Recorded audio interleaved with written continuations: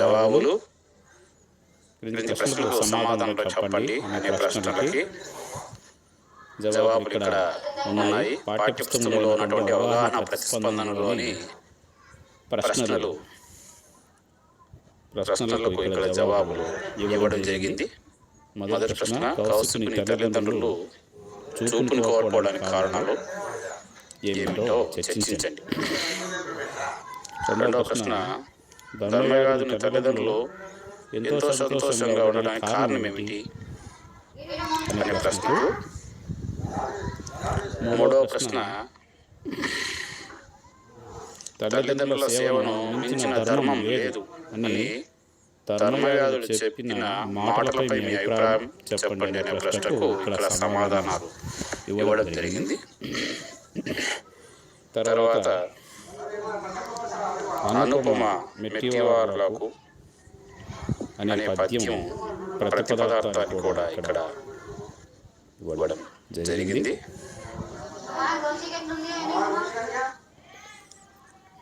తర్వాత ఎంతయు వృద్ధులై నీవు కరంబు క్రూరతన్ అనే పద్యము ప్రతిపదార్థం ఇక్కడ ఇవ్వడం జరిగింది. తర్వాత ఈ పద్యాన్ని చదివి ప్రశ్నలకు జవాబులు రాయండి అనేటువంటి అంశము పాఠ్యపుస్తకంలో ఇచ్చారు. విశేష పద్యము జతనంబు మిగులు మాసముల 9 అనేటువంటి పద్యం పాఠ్యపుస్తకంలో ఉంది. ఆ పాఠ్యపుస్తకంలో అశీస పద్యం కింద ప్రశ్నలు ఇచ్చారు. ఆ ప్రశ్నలకు జవాబులు ఇక్కడ ఇవ్వడం జరిగింది. తర్వాత కింది పరిచిత గద్యాన్ని చదివి ప్రశ్నలకు సమాధానం రాయండి అని ఇచ్చారు. కేరళకు చెందిన 10 ఏళ్ల బాలిక తన తండ్రి కోసం అనేటువంటి గద్యం ఇవ్వడం జరిగింది. ఆ గద్యానికి కింద ప్రశ్నలు ఇవ్వడం జరిగింది. ఆ ప్రశ్నల జవాబులు ఇక్కడ ఇవ్వడం జరిగింది. తర్వాత అర్థ సందర్భాలు రాయండి అనే వాటికి ఇక్కడ సమాధానం ఇవ్వడం జరిగింది. అందులో ఒకటి, వాడసోయే ధర్మాత్ముడు వసుధ మీద అనే పద్యపదానికి పద్యం సందర్భ వివరణ. గురుజనములకు ప్రీతి చేసేదన అనగానే పాదమునకు సందర్భ వాక్యం. ఏకవాక్యంలో సమాధానం రాసేటువంటి ప్రశ్నలకు జవాబులు ఇక్కడ ఇవ్వడం జరిగింది. తర్వాత వ్యక్తీకరణ సృజనాత్మక ప్రశ్నలకు సమాధానాలు ఇక్కడ ఇవ్వడం జరిగింది. ధర్మవ్యాధుడు కౌస్తుభునితో తల్లిదండ్రుల సేవా విశిష్టతల గురించి ఏమని చెప్పాడు అనే ప్రశ్న. ధర్మవ్యాధుని తల్లిదండ్రులు తమ పుత్ర ప్రేమను ఎలా వ్యక్తీకరించారు అనే ప్రశ్నకు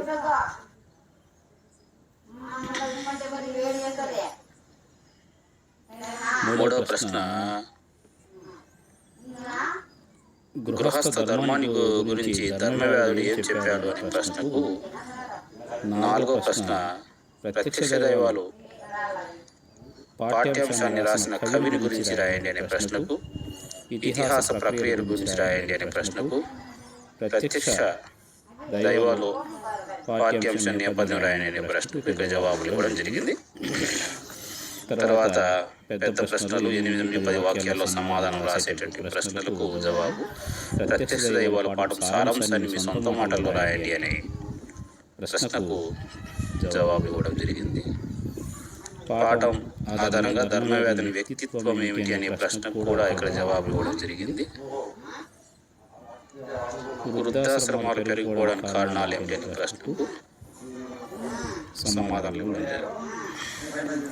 సృజనాత్మకతలోని ప్రశ్న, కౌశికుడు ధర్మవ్యాధుల వృత్తాంతర సంభాషణ రూపంలో రాయండి అనే ప్రశ్నకు. విద్యా ఉద్యోగ నిమిత్తం తమకు దూరమై ఉంటున్న పిల్లల గురించి తల్లిదండ్రుల అభిప్రాయం ఆత్మకథ రాయండి అనే ప్రశ్నకు ఇక్కడ జవాబు ఇవ్వడం జరిగింది. తర్వాత భాషాంశాలు, పదజాలము, అర్థాలు, సొంత వాక్యాలు, పర్యాయ పదాలు, నానార్థాలు, వ్యుత్పత్తి అర్థాలు.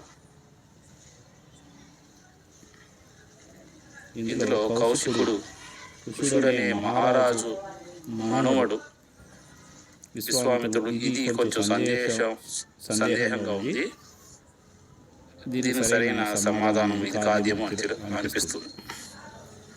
మీకు సరైన సమాధానం తెలిస్తే కామెంట్ రూపంలో రాయండి. ఇక్కడ